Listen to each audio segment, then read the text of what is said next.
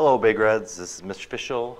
We're on Learning Target 4, Video 2, and actually I got some honor stuff in here mixed in, so it's okay. But a little bit of Learning Target 6 as well. Learning Target 6 would be reflecting over lines that are not y-axis or x-axis. Learning Target 4, video number 2, success criteria. What you want to be able to do today is perform compositions of transformations if you're given two rules. So you see this packet right here? I want you to flip to number 7 down here. It says for 7 and 8, use the image formulas written in numbers 1 through 4.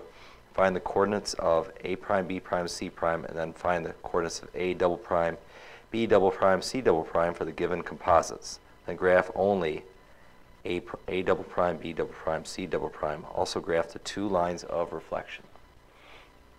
Okay, well, I will tell you that since we haven't done this already, the equation, the first line of reflection is y equals 0. So y equals 0, that is the x-axis.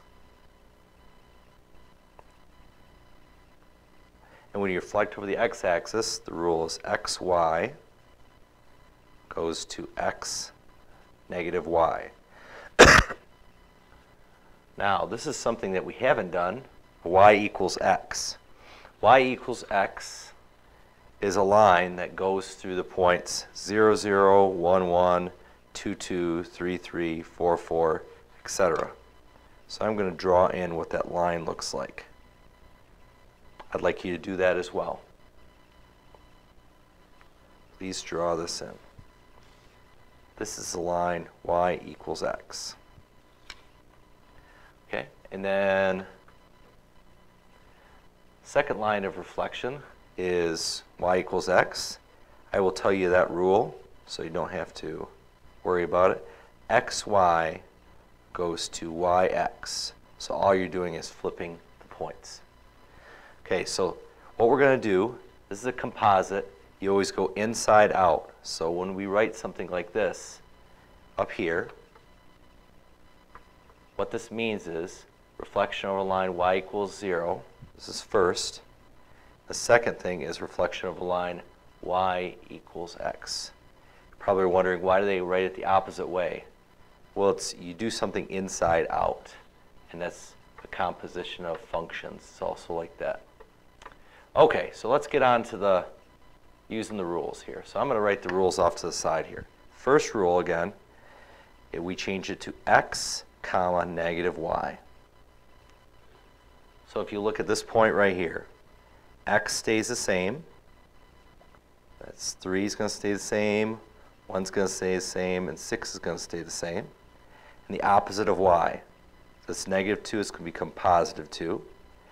This is negative 6, it's going to become positive 6. This is negative 10, it's going to become positive 10. Those are A prime, B prime, and C prime. Now the next rule, we take our points and we switch them. Yx. Now remember, you're going from the regular pre-image points to the primes. Then you're going from the primes to the double primes. So what we want to look at these, change these with this formula. So I'm going to look at 3, 2. I want to change that so it becomes 2, 3. 1, 6, I want to change that so it becomes 6, 1. At 6, 10, I want to change it so it becomes 10, 6. Okay, so what I'm going to do is graph just, the direction says just graph the double primes. So do this with me. 2, 3. So go over 2, up 1, 2, 3. This is A double prime. Oops. Then my next one is 6, 1. So I go 1, 2, 3, 4, 5, 6, 1. This is B double prime. And C double prime is 10, 6. So we go to the end 10. 1, 2, 3, 4, 5, 6. That's C double prime. And connect those with your straight edge, also called ruler.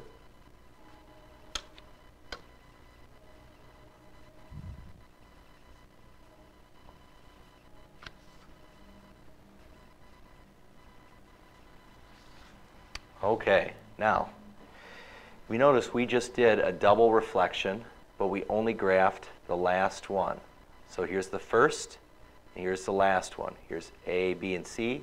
Here's A double prime, B double prime, and C double prime. So what's asking me down here is it says what transformation occurred from this composite. In other words, what transformation would transform ABC to A double prime, B double prime, C double prime without using any reflections? Well, what does this look like?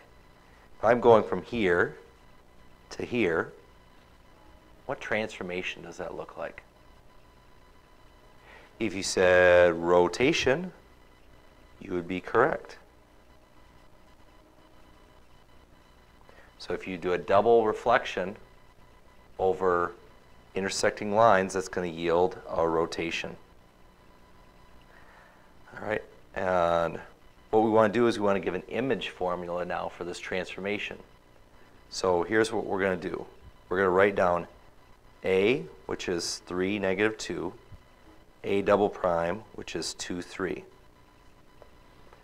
What did we do to these? Well, it looks like we switched spots, right?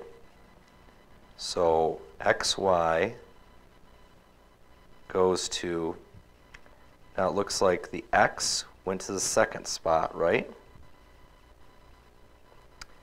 And the Y went to the first spot, so it becomes the opposite. So this is a negative Y. Now hopefully this looks familiar to you, because this is a rule for a 90 degrees counterclockwise rotation. So when we reflected over these two lines, it was the same as just doing one rotation. Kind of cool, huh? All right, let's flip the page. Oh, by the way, I want to send a shout out to Kevin, Neisha, Maggie, and Greenie. So those are the people I want to send a shout out to today. All right, hopefully they heard it and they're listening. All right, next, I want to do the same type of thing. Y equals X. We want to reflect, that's XY goes to YX. Remember, just like we did in the last problem. And now Y equals 0, that's the x-axis. So XY goes to X negative Y. So now basically we're going to do the same thing that we just did in the last problem, but we're going to do it in a different order. So we're going to switch to YX first, and then X negative Y. Okay, let's see if that makes a difference, what order we reflect these in. Okay, so zoom back in here so you can see it better. If we're just flipping the coordinates, this becomes negative 2, 3.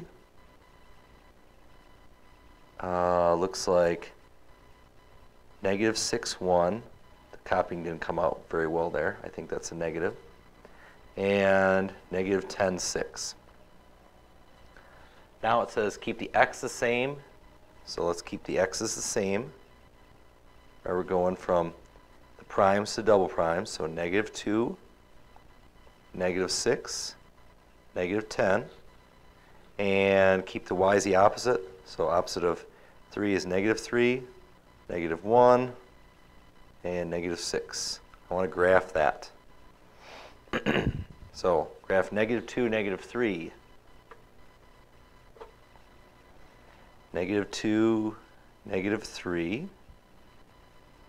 It's going to be A double prime. Negative 6, negative 1. Oops. Negative 6, negative 1. That's B double prime. And C double prime is negative 10. 1, 2, 3, 4, 5, 6. C double prime.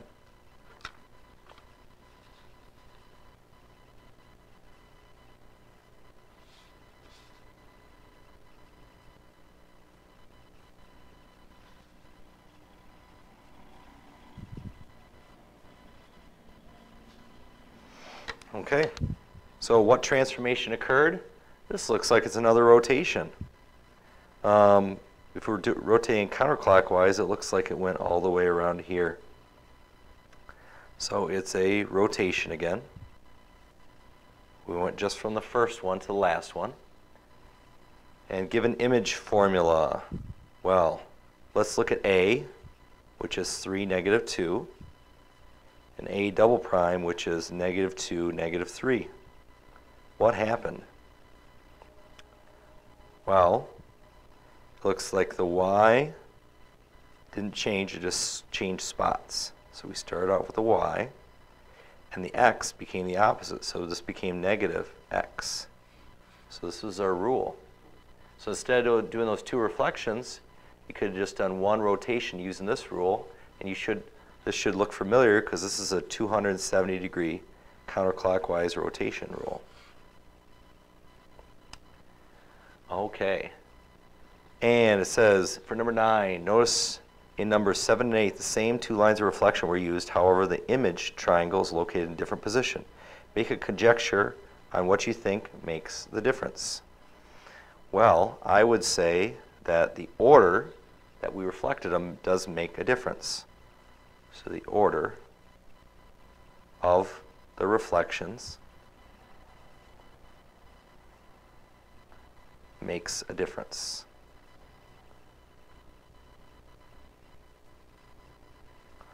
Okay, notice that when we reflected this order, it was a 270-degree counterclockwise rotation. We reflected this order, it was a 90-degree counterclockwise rotation. All right, so that's some of the kind of neat things you can do with composition and transformations. You do a double reflection over intersecting lines, and you end up getting rotation. Thanks for listening, and go Big Reds.